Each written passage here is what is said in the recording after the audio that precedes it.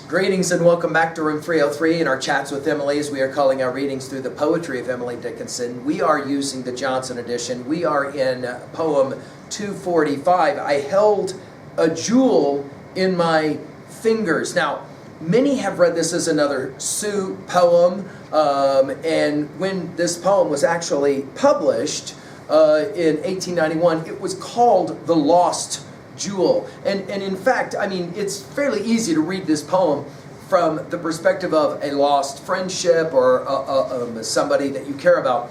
But I think there's something else going on here as well. And I think there's possibly an allusion to the Matthew 13 passage that we will mess with in a little bit, and the possibility of the loss of poetic inspiration, which I think was often standing behind a whole lot of what Emily was concerned with, especially when she began to talk about things that were lost. Now, our assumptions are that you've been following our stuff at LearnStrong.net, down that left-hand side, Chats with Emily, our playlist. I'm hopeful that you've already worked through our set of introductory comments. I'm hopeful that you've already worked through our preceding 244 poems. We just finished with 244. It is easy to work.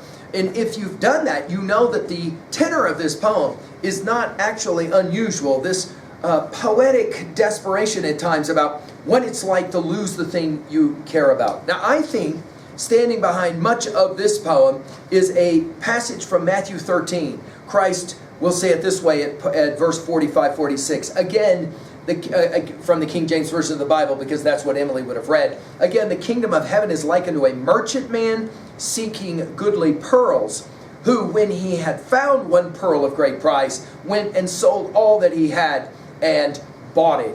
And in this poem, Emily will have it, and then she will lose it. Let's enjoy the poem. I held a jewel in my fingers and went to sleep. The day was warm and winds were prosy. I said, 'twill keep. I woke and chid my honest fingers. The gem was gone, and now an amethyst remembrance is all I own. Now, the referencing here to amethyst, and of course you can run to ground her use of this word in earlier poems and in future poems to come, I think is significant. We'll start with, I held a jewel in my fingers. It's interesting that it's fingers and not hand. It's that whole tactile thing where Emily loves to do this kind of thing. We're going to hear about jewels again. We heard about it in poem 1, Awake Muses. And we're going to hear about it again in poem 452 and in poem 659. When we get to 697, she'll play the game of the jewel this way. I could bring you jewels had I mind to, but you had enough of those. I could bring you odors from San Domingo, colors from Veracruz. And this idea of jewels as being that which is precious. Now, there's been something made as well of the fact that when she finally got the thing she wanted, this jewel in her fingers, she went to sleep. And of course, we can't help but think about Christ going off in the Garden of Gethsemane to pray and his disciples sleeping while he is, of course, distraught. That is to say, when one sleeps, think about the Epic of Gilgamesh and, of course, the famed fruit or tree, fruit of eternal life. And how is it that he loses it to the snake? Well, you know, he takes a bath. He goes away from the thing. So this idea of sleeping to somehow depart from the thing you have. And then she'll say it, the day was warm and winds were prosy. Much has been made of this word prosy. In other words, there was lots of words that had to be spoken. I said, 'twill keep. In other words, I don't have to worry about this loss. Then the break. And then the I woke. And of course here, woke is going to be I realized. Yes, as in I woke up. And chid my honest fingers. Now, this is interesting. Honest? Well, some have read this as, this is a Sue poem. And she said too much to Sue. She was too honest. And in the honesty, she lost the close friendship that she had with Sue. The gem was gone. All right? And now all she has is this amethyst remembrance. By the way, you'll maybe remember from Revelation 21 that the 12th and last foundation stone of the New Jerusalem, and in some ways, right, this is Emily's maybe suggestion that it was the last, right? It was the last stone that she ever cared about. All she has now is a remembrance of it, and that is all that she owns.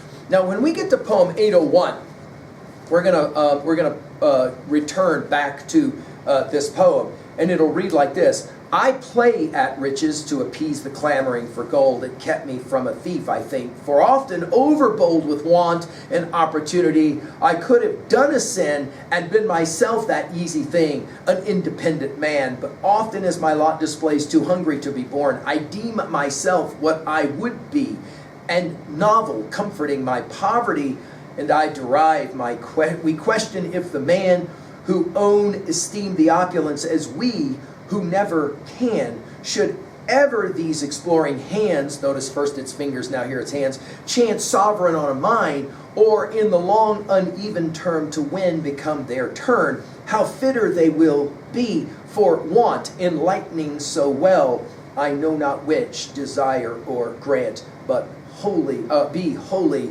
beautiful. We'll obviously come back to this poem to remind ourselves of the calculus of loss, the poetics of loss. And in some ways, I think that's the point of messaging here at 2A. It is hard to lose the thing that you thought you really did care about. And to go to sleep means what? You take for granted, we might say. At 2B, well, I think that the word choice is powerful here, right? The way that she, again, instead of hand, it's fingers. And then, of course, amethyst, as we said. At 3A, we mentioned, of course, those those other poems, especially 801. And the last stanza of poem 299 will also come to play. And this notion of forbidden fruit, or the idea that maybe what you wished you could have is something you can no longer have. We'll see this when we meet poem 251 as well.